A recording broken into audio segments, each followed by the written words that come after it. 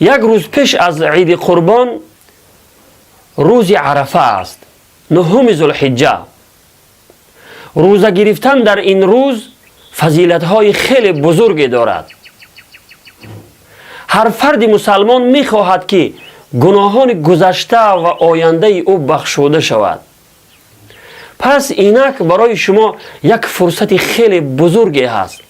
این رو غنیمت بدانید.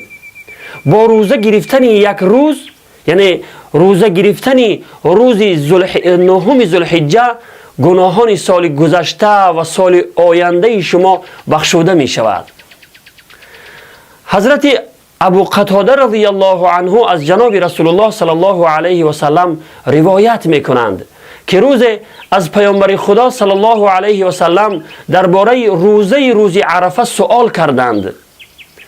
جناب رسول الله صلی الله علیه و سلم فرمودند روز عرفه کفاره گناهان سال گذشته و سال آینده می شود. روایت مسلم. پس از این معلوم می شود که با روزه گرفتن یک روز، یعنی روزه گرفتن 9 ذوالحجه، گناهان 2 ساله بنده بخشیده می شود.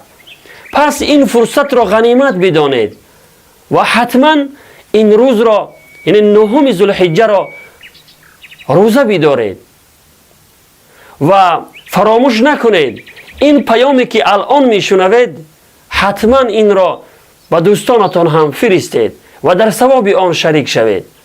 و السلام علیکم و رحمت الله و برکاته.